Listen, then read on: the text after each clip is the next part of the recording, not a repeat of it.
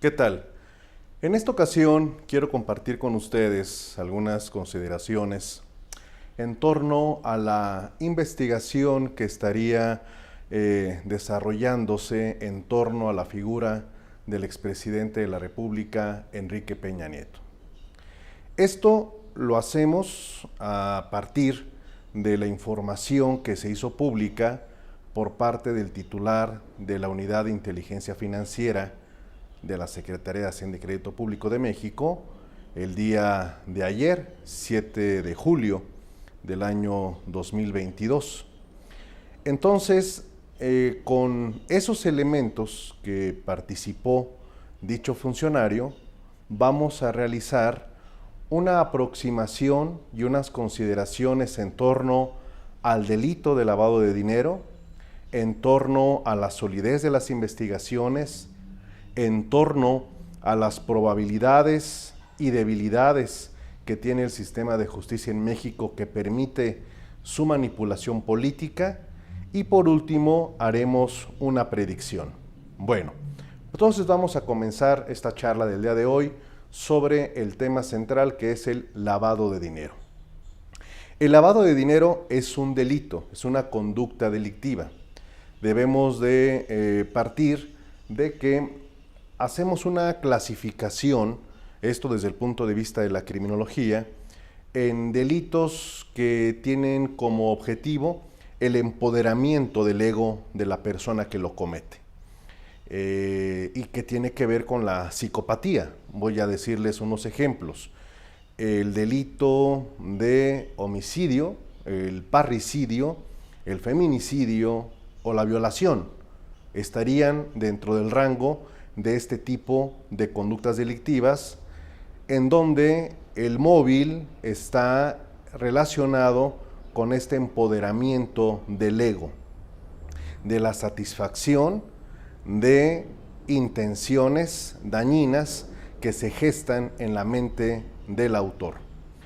Thomas Hobbes, en un libro muy bueno, que es el Leviatán, dijo lo siguiente: comienzo por definir al hombre como aquel animal que lo guía una incesante ansia de poder, que solo culmina con la muerte. Yo le preguntaría a usted, como en su momento dijo Peña Nieto, ¿no? Y en este momento, ¿qué haría usted? No. Yo le preguntaría a usted si le gusta el poder. El poder como facultad de hacer lo que usted quiere y que otros hagan lo que usted quiere. Ese es el poder.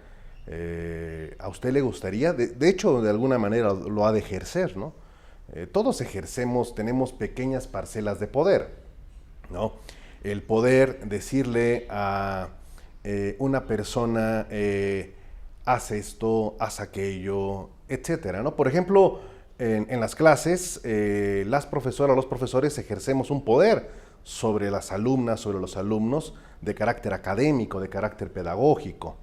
Como penalistas ejercemos un poder que tiene contrapesos en una audiencia, porque nos enfrentamos a otros colegas que también son abogadas, son abogados, que juegan un rol diferente, ¿no? Asesores jurídicos, fiscales, la autoridad judicial, etcétera. Bueno, hay otro segmento de delitos que tienen como finalidad el empoderamiento económico, la virieza, el dinero, ¿no? El masare. Ese tipo de delitos son de orden económico. Y fíjense lo interesante de esta parte. Ya se los había dicho, creo, ¿no? O sea, el dinero siempre está circulando, ¿no? Y hablaba yo de la economía, la importancia del tema de estudiar economía, bueno, de tener nociones de economía, no hacer un doctorado en Harvard, no, pero sí tener nociones de economía. Bueno, entre estos delitos que son económicos, podemos situar el fraude, el robo, el abuso de confianza, y aquí entra el lavado de dinero. El lavado de dinero surge como la necesidad, o mejor dicho, surge por la necesidad que tienen los delincuentes para que las ganancias de actividades delictivas puedan incursionar sin problema en el sistema legal financiero, es decir, introducir lo ilegal y transformarlo en legal. Los delitos, muchos delitos, surgen por las prohibiciones. Y las prohibiciones, pues a veces son tomadas por criterios no sociológicos, sino morales. Un ejemplo de ello es la prohibición de las drogas. Las drogas no es un tema de salud, es un tema de libertades, pero que tienen el trasfondo cuestiones de carácter geopolíticas, geoeconómicas, de carácter estratégico. Cuando hay una prohibición, siempre se genera una respuesta. A toda acción corresponde una reacción, de la misma necesidad, pero en sentido contrario. Cuando en Estados Unidos, inspirados por este senador Volstead, que tenía problemas con el alcohol, no porque lo consumiera, sino porque la gente lo consumía, instó a que se prohibiera la venta, la distribución y por consecuencia el consumo de bebidas etílicas en los Estados Unidos en la década de los 20 del siglo pasado. Volstead creó el acta que lleva su apellido, el Acta Volstead, en la década de los 20, insisto, y esto va a provocar que las organizaciones delictivas vean en el contrabando de licor una oportunidad enorme para incrementar sus ganancias. Entre paréntesis les cuento que en Inglaterra, en Londres, uno de los bares más famosos y más buenos se llama precisamente o irónicamente Volstead. Bueno, cierro ese paréntesis. El hecho de la prohibición, la ley seca, que es como se le llamó, va a provocar una gran cantidad de fenómenos y de forma expansiva. Por ejemplo, mucho whisky que venía de Inglaterra llegaba directamente a las costas mexicanas. Sí, como usted lo escucha, a las costas mexicanas. Y transitaba la ruta del Golfo. Si a usted le interesa conocer los orígenes de cierto tipo de criminalidad en nuestro país, ponga atención en esa temática. Subir el whisky e introducirlo a Estados Unidos requería de una gran logística. Y esa logística se implementó en aquellos años por un señor de nombre Juan García. Bueno, quizá me esté olvidando del nombre, pero nada más para que tengan ustedes un dato. Uno de sus sobrinos, Juan García Ábrego, lideró esa organización para dedicarse al narcotráfico. Y esa ruta por la que subía el alcohol era la misma ruta por la que bajaban insumos a nuestro país.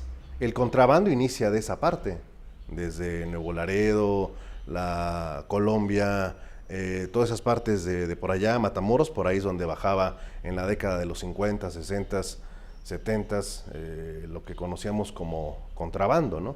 La fayuca. Bueno, en Estados Unidos, que se crea, bueno, no se crea, sino que se expande la mafia italiana, Meyer Lansky, que es un ícono mafioso, que tiene mucha vinculación con la creación de Las Vegas, por ejemplo, tomó la decisión, fue una decisión económica, de que las ganancias que estaban obteniendo por el juego, por la venta de alcohol, o sea, el contrabando de alcohol, se introdujeran al sistema legal comprando lavanderías. Sí, lavanderías, donde uno va y mete la ropa y el chaca-chaca. Entonces, compraron una gran cantidad de lavanderías a lo largo y ancho del territorio estadounidense. Por esa razón, esa actividad se conoce como laundering money o lavado de dinero. ¿Por qué? Pues porque a través de las lavanderías el dinero ilícito ingresaba y salía pues rechinando de limpio. Bueno, Esto ha sido una gran problemática para las economías mundiales, el que exista una economía gris, como se le denomina. Algunos llegan a considerarla como economía negra, pero no vamos a entrar en esos detalles. La economía gris es precisamente esta que deviene de la ilegalidad, que genera un gran potencial a los grupos del crimen, pero que hace un detrimento muy fuerte a la economía. ¿Por qué? Porque no se pagan impuestos, no se reflejan los ingresos, pueden llegar a provocar una inestabilidad económica, pueden impactar en el Producto Interno Bruto de un país. Entonces, se decidió, en el caso de los Estados Unidos, que era el país que estaba sufriendo más esta situación, pues ponerle un freno. Pero fíjense lo curioso, el creador del FBI, del buró, Edmund Hoover, nunca quiso combatir a la mafia. Y llegó a decir que era un mito, que la mafia no existía. Sus razones habrá tenido. Por eso es que hasta que Edmund Hoover sale del FBI, porque él lo creó y se quedó décadas al frente del mismo, extorsionando a presidentes, senadores, políticos, artistas, etc., se empiezan a generar los primeros avances legales para combatir el lavado de dinero. La ley más fuerte va a ser de 1970, que es la ley RICO, ¿no? Racketeering Investigation. El racketeering es como el fraude, ¿no? Entonces, esta ley va a sentar las bases de cómo combatir a los grupos del crimen organizado en los Estados Unidos. Pero, pues, el crimen, así como se hace la globalización, pues también se globaliza el crimen. Entonces se internacionaliza la economía, se internacionaliza el crimen y, pues, aunque ya no existe la prohibición de alcohol, sigue la prohibición en drogas. Y esto, pues, es un gran mercado. La venta de armas, la trata de personas, entre otro tipo de delitos. Pero lo que le va a poner a pararse de pestañas, como se dice, a los Estados Unidos, es en la época de la Guerra Fría, les estoy hablando de la década de los 50, que va a coincidir con la salida de Edmund Hoover del FBI. ¿Por qué? Porque los movimientos de la Guerra Fría van a detonar lo que sufrió Europa durante la década de finales de los 60 y durante todos los 70 y alcanzó los 80. El terrorismo, que es un tema apasionante, sí, es un tema difícil, duro por las víctimas, desde luego, pero es un tema políticamente interesante y criminológicamente apasionante. Baader-Meinhof, por ejemplo, en Alemania, ¿no? Las banderas rojas en Italia, y bueno, pero un día platicaremos, si a ustedes les interesa, de los casos de terrorismo, ¿no? Y su tratamiento criminológico, penal, la investigación, el ERI, el Ejército Republicano Irlandés, bueno, en fin, pero no me extravío. Entonces, mucho dinero de la venta de armas, mucho dinero llegaba también a esos grupos, se financiaba el terrorismo. Esto es lo que va a llevar a que Estados Unidos empuje a su organismo, que se llama Naciones Unidas, para convocar a que se firme un acuerdo entre las naciones para combatir el lavado de dinero que proviene de actividades criminales como el narcotráfico. Y entonces en 1988 se firma el convenio de Viena, la Convención de Viena, también conocida como Convención de Palermo, que es un tratado multilateral al que está suscrito México, por el cual los estados firmantes se obligaron a crear legislaciones en sus respectivos países para sancionar este tipo de conductas delictivas. Así es como se gesta que en México se cree un delito que se llama operaciones con recursos de procedencia ilícita, que es lavado de dinero. En nuestro ordenamiento nacional, en el Código Penal Federal, porque es de aplicación federal, lo encontramos en el artículo 400 bis, ahí está establecido. Ahora bien, ¿qué es el lavado de dinero? Le explico. El lavado de dinero, desde el punto de vista de lo que dice la ley penal, es la realización de conductas que tienen como finalidad movilizar, invertir, guardar, custodiar, transportar, poseer dinero con conocimiento que procede de actividades delictivas previas y que se tiene la intención de ocultar su origen y su destino.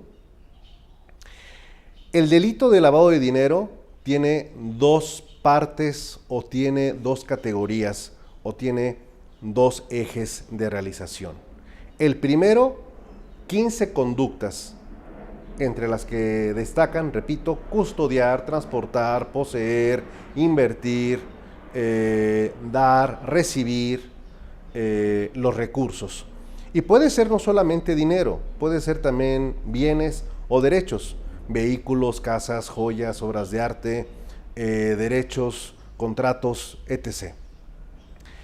Y un segundo eje que tiene como objetivo que no se deje rastro de las operaciones que se realizan con estos tres elementos, que pueden ser, insisto, recursos, bienes o derechos. Bien, lo interesante en el punto de vista legal penal es que se va a presumir, con autorización de la ley, se va a presumir que el dinero o los recursos, los bienes o los derechos son ilícitos cuando quien los detente, cuando el propietario no pueda acreditar el origen lícito de los mismos. Es decir, por autorización de la Constitución, el delito de lavado de dinero invierte la carga de la prueba al investigado, y él es quien tiene la obligación de acreditar ante la autoridad pues que ese dinero es bien habido. Posiblemente ustedes hayan tenido conocimiento a través de las noticias, de los medios de comunicación, de que detienen a personas en los aeropuertos. Y hay quienes van cargando 1 millón de pesos, 2 millones de pesos, y la autoridad dice, oye, ¿y eso qué? ¿De dónde? Digo, no puedes decir es que me lo gané en la lotería. No. A ver, espérate, ¿de dónde sacaste ese dinero? A lo mejor usted vendió una casa, pues está bien. Pero si vendió una casa y la vendió en efectivo, cuidado, porque cometió una infracción a una ley que se llama Ley Federal para la Prevención del Lavado de Dinero y Financiamiento al Terrorismo. No se pueden hacer operaciones en efectivo desde ciertos montos. Aguas con eso. Si dice, bueno, es que alguien me debía el dinero y me lo pagó, bueno, habrá que acreditarlo. ¿Por qué razón? Yo sé que aquí quienes están viendo este canal son gente de bien, pero ¿por qué razón en ciertos aeropuertos esas revisiones son más exhaustivas que en otros?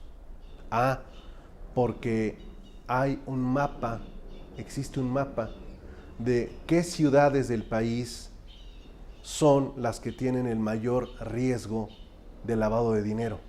No las voy a decir acá, pero en esos aeropuertos pues siempre van a notar ustedes que los oficiales están más a las vivas viendo y revisando maletas o bolsos, porque saben y están instruidos de que en esas áreas es común el transporte de dinero en cash. Bueno, entonces la persona tiene que demostrar que el billullo es legal, ¿no? Que no viene de una actividad ilícita.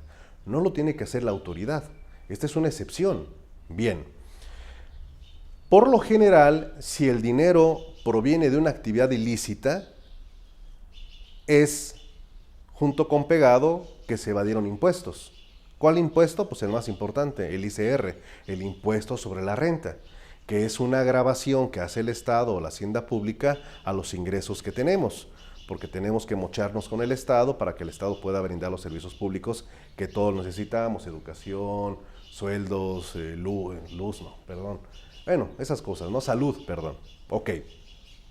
Ahora, en el caso de el expresidente de la República, Enrique Peña Nieto, ¿qué pasa? ¿Qué sucedió? Bueno, El titular de la Unidad de Inteligencia Financiera, que es un organismo que depende de la Secretaría de Hacienda y Crédito Público y que tiene como función recolectar información, interpretarla y detectar operaciones inusuales, relevantes y preocupantes ¿ok? Son 3 tipos de operaciones, repito, inusuales, preocupantes y relevantes. Aquí voy a hacer un pequeño paréntesis para poder transmitirles cómo funcionan estas categorías. ¿Quién las inventó? Las inventó Hacienda.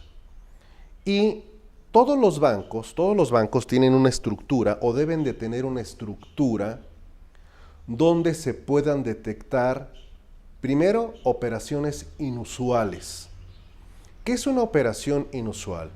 Imagine usted que Juanito Alimaña tiene una cuenta de cheques en el banco y él tiene ingresos mensuales de 10,000 pesos por su trabajo.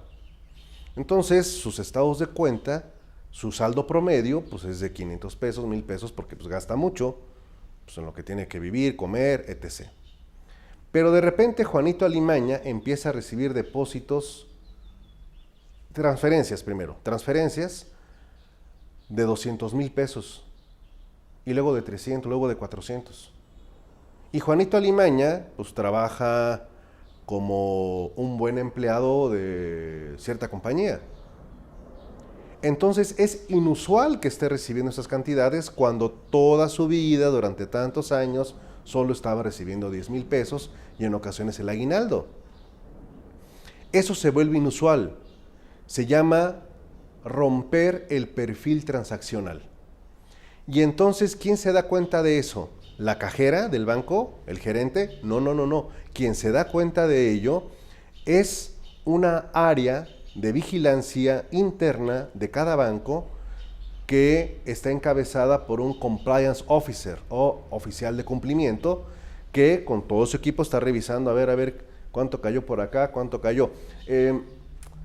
Las inversiones y el movimiento de dinero en nuestro país tiene cierta regularidad. Imagínense ustedes una avenida en cualquier ciudad del mundo y ustedes van a decir, bueno, de 8 de la mañana a 10 de la mañana es intransitable. De las 6 de la tarde a las 8 de la noche es intransitable porque está llenísima. Pero eso de las 2, 3 de la mañana está vacía. A la 1 de la tarde está bueno el tránsito. ¿Me explico? Esto es algo similar a lo que sucede en los bancos. Sabemos cuánto entra, tenemos así normal los números, pero cuando de repente empiezan a ver que hay mucha feria, dicen, a ver, ¿por qué hay tanta feria? Porque ¿quién le metió de más, no? Y ahí es donde empieza la investigación interna del banco. Por ley están obligados. Y esa información la tienen que reportar inmediatamente a la Unidad de Inteligencia Financiera y a la Comisión Nacional Bancaria y de Valores. Entonces, la Unidad de Inteligencia Financiera está recibiendo constantemente reportes. Esas son operaciones inusuales. Las operaciones relevantes son las que se hacen con efectivo.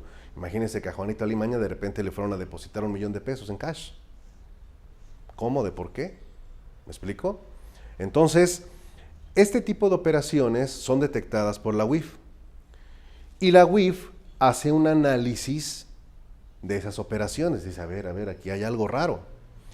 Cuando se trata de empresas, pues se puede entender que por su objeto social pues tengan mucho ingreso. Imagínense cuánta feria se mete las empresas de Elon Musk, el dueño de Tesla, o Jeff Bezos en Amazon, ¿ok? Pues millones de dólares. Pero estamos en México y una empresa, digamos, que se dedique a la venta, ¿de qué quiere usted? ¿De azulejo, por ejemplo? Venden azulejos, ok. ¿Cuánto puede estarse metiendo de ventas al mes? ¿Qué le gusta a usted? A lo mejor 1,000,000 de pesos, 500,000 pesos, y de repente ya tiene transacciones por 20 millones de pesos. Está rompiendo su perfil, ¿qué? Perfil transaccional. Son operaciones inusuales. Y por lo tanto, dicen, a ver, aquí hay algo raro. Y si además esa empresa empieza a aventar la feria hacia Estados Unidos, a Irlanda, a Europa o a paraísos fiscales, pues algo más turbio existe. Eso es lo que lleva entonces a que la UIF establezca la posibilidad de que existan conductas delictivas, pero la UIF no determina si existe o no existe delito. No, eso no lo hace la UIF. Tampoco lo hace la Comisión Nacional Bancaria y de Valores. Cuando ven que tienen un caso aparentemente sólido, se lo mandan a la Fiscalía General de la República. La Fiscalía General de la República tiene una unidad especializada en analizar e investigar estos hechos. Lo primero que ve, dice, pues camina como pato, grazna como pato, posiblemente sea un pato. Le va a pedir a sus peritos en materia de contabilidad, va a pedir informes a la Comisión Nacional Bancaria de Valores, va a pedir informes sobre las empresas, al registro público, va a analizar quiénes las integran, va a obtener información de las cuentas personales de las personas físicas que integran las personas morales, van a sacar toda su historia, datos, vida privada, direcciones, propiedades, todo. Es como si meterlos a un escáner, ¿no? O rayos X. Y le sacan todo, todo absolutamente. Entonces van armando un expediente, una carpeta de investigación. Y en esa carpeta de investigación pueden decir, bueno, fíjense que se trata de una empresa, son 3 personas o más personas, llevan mucho tiempo haciendo esto, entonces hay delincuencia organizada con el objetivo de lavar dinero, además han evadido al fisco, pues tenemos un caso para llevarlo ante un juez. Pero aquí, estimadas y estimados visualizadores, es donde viene el punto donde quiero destacarles la manejabilidad discrecional del sistema de justicia. ¿Por qué les digo esto? Mire, si la UIF ya escuchó que grazna como pato, pues entonces por eso se lo mandó a la fiscalía, ¿verdad? O sea, no le va a mandar algo que no grazna como pato. Entonces la fiscalía dice, a ver, si camina como pato también. La fiscalía puede decirle a la Secretaría de Hacienda y Crédito Público, mira, tengo este caso, usaron bancos para lavar dinero. Hacienda, ¿quieres denunciar? Ojo con lo que estoy diciendo, ¿Quieres denunciar? Quien tiene que denunciar es Hacienda, a través de la Procuraduría Fiscal de la Federación. Y Hacienda puede decir, pues déjame ver si denuncio o no denuncio. ¡Wow! Eso queda a discreción de Hacienda. Tremendo, ¿verdad? Bueno, si Hacienda dice, sí, denuncio, correcto, ya denunció, pues entonces, ahora la Fiscalía va a decir, ¿qué hago con el expediente? ¿Cito a Peña Nieto y le doy oportunidad de que venga aquí y me acredite la legalidad de las transferencias? ¿O llevo ya de una vez el expediente ante el juez, que el juez lo cite, que se presente a declarar ante el juez, le formulo imputación, pido que se quede en la cárcel ante el riesgo de fuga y me llevo todo un proceso durante un año en su contra, pero el detenido? Y si él dice que su dinero es legal, pues que hay que lo vaya acreditando en el proceso, pero detenido. Entonces, son 2 opciones. Repito, la Fiscalía puede decir, don Enrique, pásele por favor, venga aquí, no se le va a hacer nada, usted nada más acredite que es legal y se acabó el tema. O lo puedo llevar ante un juez. Esa discrecionalidad es lo que le genera la tentación al poder político para utilizar al poder punitivo para fines diferentes a la justicia, para fines diferentes al esclarecimiento de los hechos y que pueden ser fines electorales. Y aquí es donde viene mi predicción, que espero también equivocarme. Viene la elección más importante de esta administración, que es la del Estado de México. El Estado de México es la joya de la corona. Don Enrique Peña Nieto, ¿de dónde es? Fue gobernador del Estado de México. ¿Qué han estado haciendo políticas y políticos yéndolo a ver a España para que les dé su bendición? Y estos días, los partidos van a nombrar a sus candidatos a la gubernatura del Estado de México. Entonces, qué casualidad que de repente dicen, estábamos investigando a Peña Nieto. Sí, ok, ¿desde cuándo? ¿Lo van a citar a declarar, sí o no? ¿Hacienda lo va a denunciar, sí o no? ¿Lo van a presentar al juez o van a dejar que acredite su riqueza ante la FGR sin que sea detenido? Pues pienso que eso va a depender de que le entreguen al partido en el poder la gubernatura del Estado de México. Esto, insisto, espero que no sea así, pero la experiencia nos ha mostrado que el poder punitivo está al servicio del poder político. Eso es lo que se llama la politización de la justicia. Y aquí es donde entra un tema apasionante que se llama teoría de juegos. Pero de eso platicaremos en otra ocasión.